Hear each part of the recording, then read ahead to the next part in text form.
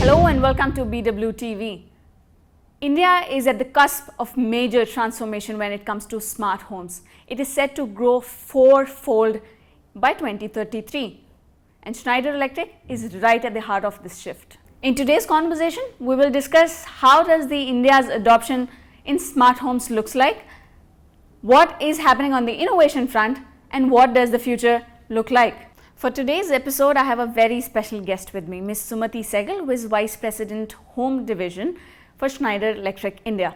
Thank you so much for joining in, Sumati. Thanks, Resham. Now, as I said initially, India's smart home segment is set to boom. How is Schneider Electric driving that innovation and leadership in that segment? Well, that's an interesting question. As we know that the GDP of India is growing at breakneck speed. It'll double in about 6 years, of course, leading to per capita income going up, but also energy consumption going up for homes. That's where it becomes interesting, and Schneider is at the helm of all of this. As the energy consumption goes up, the need for making homes smarter, yet stylish and sustainable will become far more important. The need to monitor, understand, and therefore act on the energy consumption will be relevant. And this is Schneider's forte. The solutions that we are building now are powered by AI, utilizing data, ensuring that we not only monitor energy, we also make it actionable for homeowners. We are of course bringing in a lot of digitization on the consumer side, also on the channel, ensuring there is far faster, easier access to these solutions for consumers, enabling larger awareness in the mind of the consumer for the evolving technology, the solutions that are available that can make home dwellings far more easier and fun. Now that we have already spoken about the larger umbrella of smart homes, under this umbrella there are various of products. Now, according to industry reports, there is a set of numbers that show us that there is disparity when it comes to adoption. There is a lot of people that have already adopted the bigger appliances, smart appliances, 33% of that, and then there is a set of 25% or people who have adopted a smaller, smarter gadgets, maybe smartphones, maybe wearables, maybe hearables. Distincted drop in the consumption percentage when it comes to the smaller appliances, maybe security, maybe lightings. Why is that so? What is your observation on that point? Well, the disparity in this adoption is quite evident, but led by multiple factors, starting with lack of awareness in the mind of consumers of the impact that automation can make, right, or lighting automation can make in homes or efficiency. Also the fact that there is a perceived complexity around this whole solution, and the fact that the installation could be cost perception is high, the fact that all these tools and gadgets may not operate seamlessly together is also a challenge that home users today grapple with. What this means is that there is an opportunity to create a solution which is very relevant, easy, and in the hands of the user. Now, Schneider, when we are building solutions, we are looking at solutions which will take care of all these aspects, which means incorporate safety, incorporate style, but also make it very accessible for the user, which means energy coming into the home, and that will really evolve, right, as we move towards more use of renewable energy. India is looking at 500 gigawatts of renewables by 2030, which means the sources of energy will no longer be just the grid. It could be solar, EV, all kinds of alternate sources which will need to be managed. Energy from the home which is generated, which is utilized, will evolve, and all of this should be in the hand of the user. So, three factors that we are looking at is energy from the home, energy to the home, and in the hands of the user, which will really transform and lead to better adoption of technologies like these for homeowners.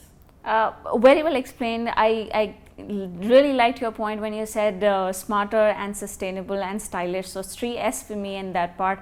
Now when we talk about this scale growing at this fast pace in next 5 to 7 years, what innovations, what strategy are you prioritizing in terms of scaling to this level? So let me take you back 30 seconds on that, and let me tell you it's a 4S strategy that we have, which is stylish, safer, smarter, and sustainable. Wonderful. And coming back to what you said, so in terms of how do we look at scaling, of course, it's important to build awareness, which I said was the first challenge.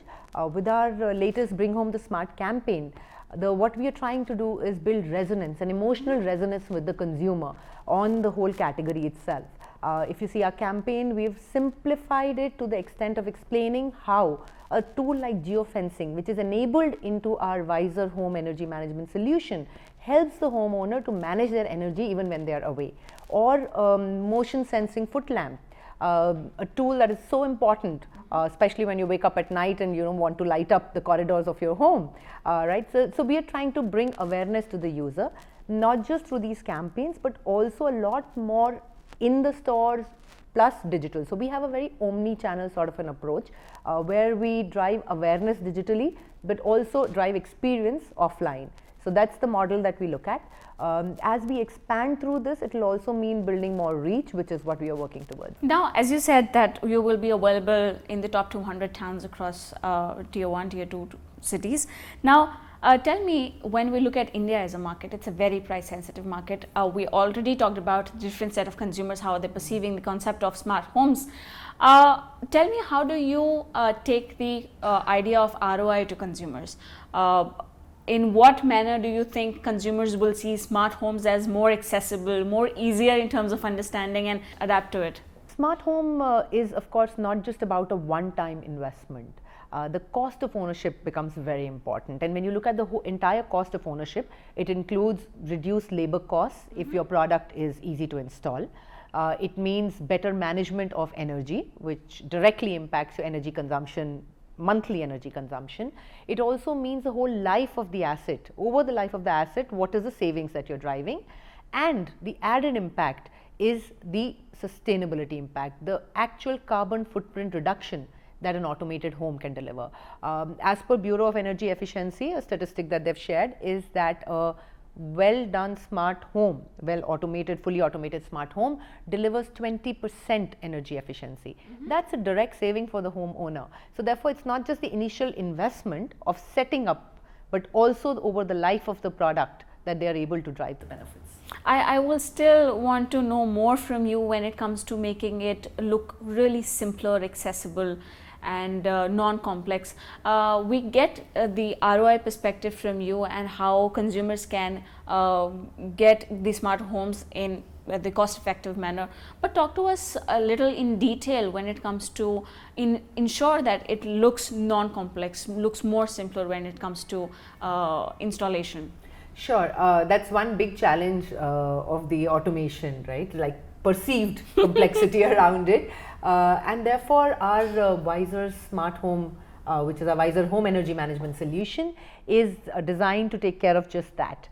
It's a simple product. It is retrofit, which means you don't need to redo your home completely if you want to just automate it.